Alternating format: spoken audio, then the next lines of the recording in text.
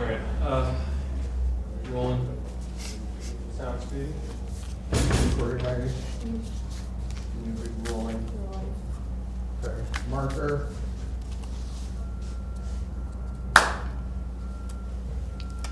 Okay, excellent. Hi, Jonathan. Nice to meet you again. Nice to meet you.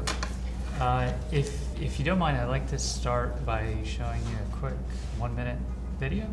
Sure. To give us some context Please. Yeah, get a sense what the product is. of what we do. Yeah. Exactly.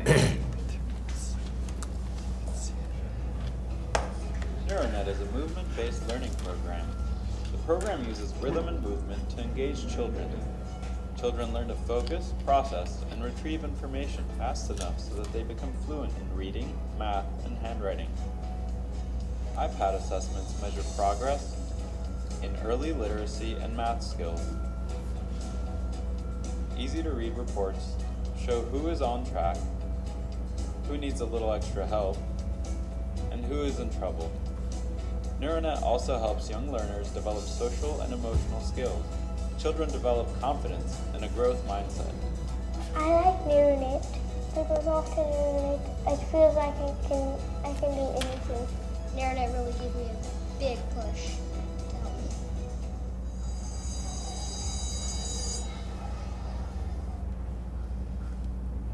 Cool.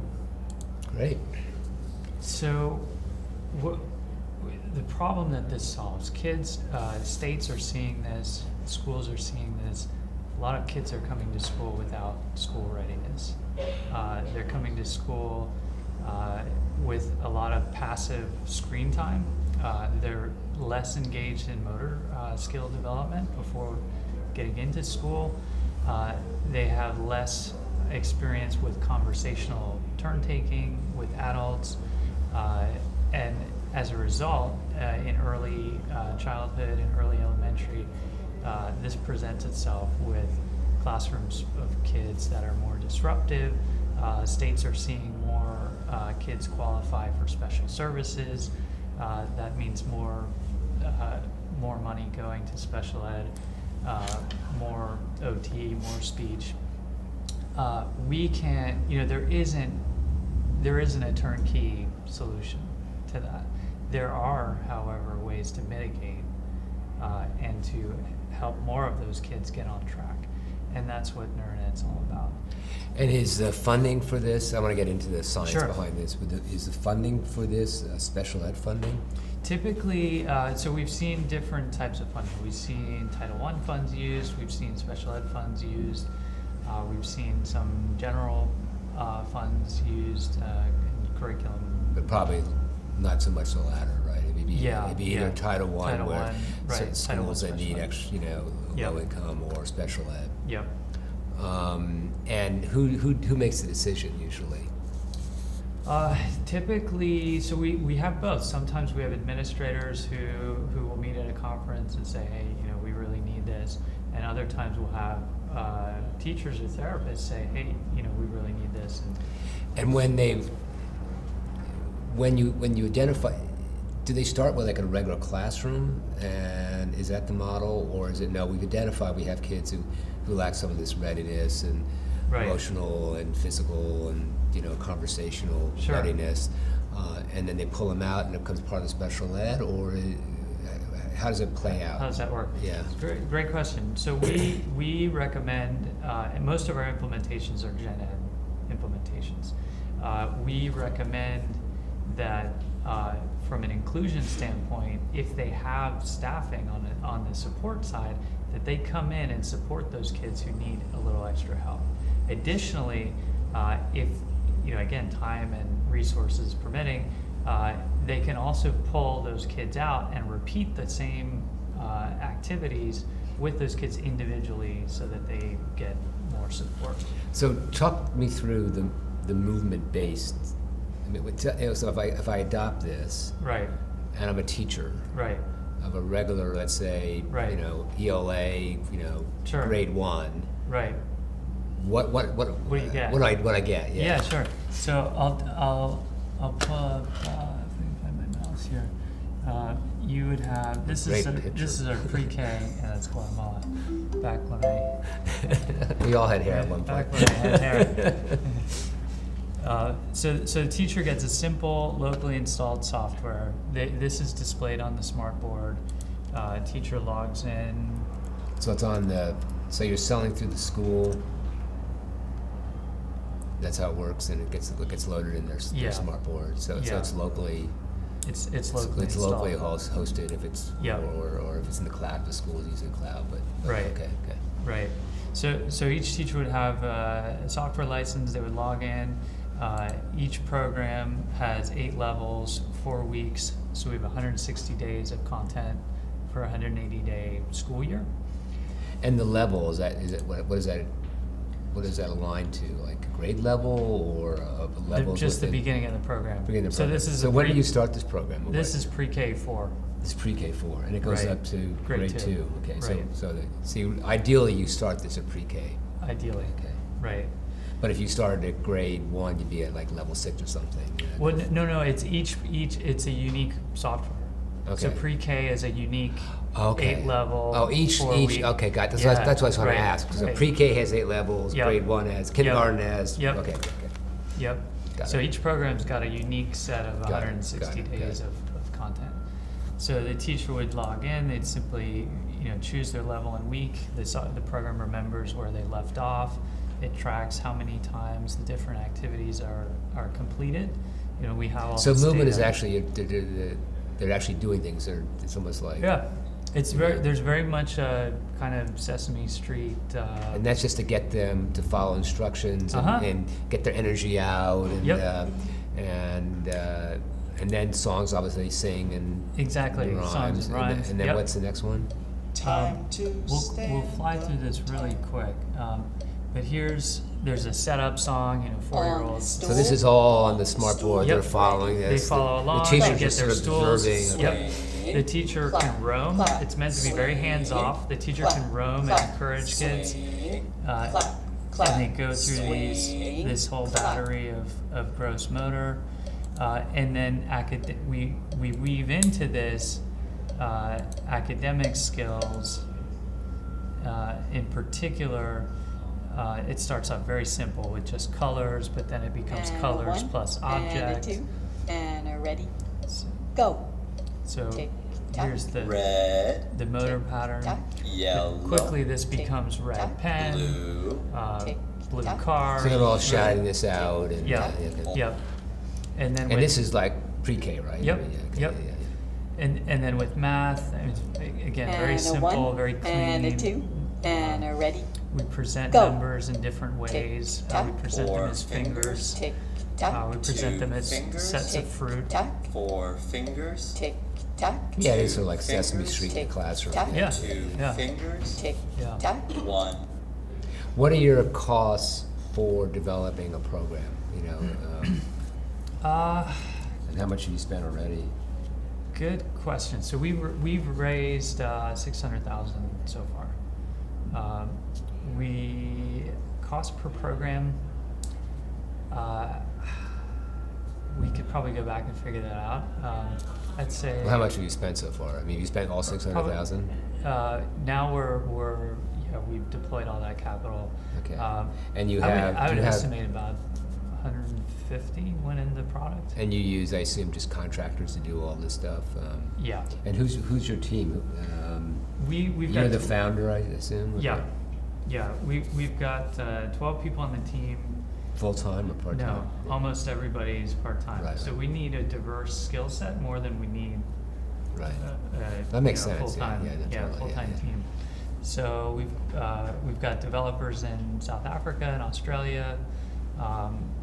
We've got customers in South Africa, so it just made sense to do some development work there too. And then operations, customer success. And what's your background, Jonathan? I've got a business degree from the University of Florida. And what's your work experience? Are you right out of school? Okay. So No, this- I lived abroad for 7 years. I lived in Taiwan and China. I was a Rotary ambassadorial scholar to China, the first to. What's that? to- What's that? So it's Rotary gives a scholarship to go to China. They have international an international Okay. scholarship program Okay. for minute more. Wow. Thank you. Yeah, sorry about That's that. Thank you. I thought we had a 9:50. For Anyway, the fine. feedback. Okay. Yeah, 5 Okay. minutes for Okay. feedback. Okay. And what were you doing over there? Studying or? So the funding is to go to grad school. It's often non-degree programs that you end up doing, and I work primarily on programs to support health and education. They have a program called Gift of Life, where they're funding heart surgeries for kids with congenital heart disease. Oh, really? in China. Really? Wow. Yeah, I have a grandson who had a heart transplant a year and a half ago, so I know very well what it's all about. Yeah. So how did you get into this? How did you, just very quickly, 'cause Sure. we just got the 2-minute warning, there's now 1 minute. My background's primarily in business. My mom developed this. So she's And a what's her speech background? therapist She's a and speech therapist. audiologist, Okay. and an NYU grad. And so, she's been working with kids her entire life, and was reading advances that were being made in neuroscience on the one hand, working with kids. Do you on the have other. any major universities or thought leaders who have willing to sponsor and say this is is scientifically good. valid? We're working right now with 2 excellent researchers out of the University of Florida. What are their names? The Pat Snyder and Maureen Conroy. And what department are they in? They specialize in early childhood. So that education department. Yeah. Department of Ed. They've both done multi-million-dollar systems research grants. I mean, their credentials are. And what's your? I mean, this is you're selling to the school. Yeah. What's your go-to-market strategy? The honest answer is we're trying to figure out how to optimally pursue that. We're exploring, is there a kind of viral freemium approach to this where we can get more users on the system and then use that traction to have an inside sales team follow up where we have freemium accounts to try to convert them into full paying accounts. That's one approach. Another approach is more traditional. Yeah, I think. What do you think? sales. Do you think you can do that viral approach? Do you think that's going to work? I think for us to do it, we're going to have to restructure the first level of the programs in a way that. In what way? Well, for one, the step stool is a kicker in terms of a free trial. If you try to use the program, you don't have the little step stools. Yeah, and if it's not You're on the kinda- smart you're kinda board stuck. too, it's difficult too. Well, that's easy. I mean, you just fill out a form, you sign up, you get a link to download it. Okay, Yeah, and the that- schools aren't putting any kind of. They just let teachers put things on their smart board without any restrictions. They're not worried about. They That can. Mm. Oh, Thanks. okay. I don't see. So a lot of companies are using freemium now. Would they need to get the IT guy to put it on the system? Probably. but Yeah. I don't see that as a significant hurdle. Yeah. What are your biggest? The last question that I got. Where do you need the most help? You think? I think we would be, for one, we want to raise some additional capital, keep improving the product, to improve we want And to that would be embed- just to basically do more product and keep improving it. Okay. Yeah. So gamifying it, putting some mini lessons in between the activities, take that level and week and turn it into a game board, into a journey. I think that will really help us with teachers and students. And then also look at ways to develop in and test that virality structure to see if we can't make this something that grows, teacher to teacher by word of mouth, very quickly. And last question, how'd you get into the 150 schools? And that is just by various teachers who went online and saw this and downloaded it? So typically conferences or referrals. Okay, so it hasn't been viral, it's basically No. been through relationships, Yep, yeah. yep. My guess is, in general, the freemium model is a tough model. Right. Not a lot of people have made money on it yet. Right. And I think, well, again, I'm very new to your product. My guess is this will require, you need a certain amount of teacher training, Yep. certain logistics. Right. To really have it scale, I think it really has to be B2B, and Right. And so the go-to-market is something to talk about maybe in our next meeting or something. Sure. Yeah. Yeah, Because there are different love ways. You to could be follow up. partnerships or other things you could do. But I think ultimately you probably have to have a B2B model rather than a freemium model. Right. Okay. It's very interesting. Great. Very Thank interesting. you. Nice to I meet enjoyed you. it. Yeah, likewise. Thanks so much.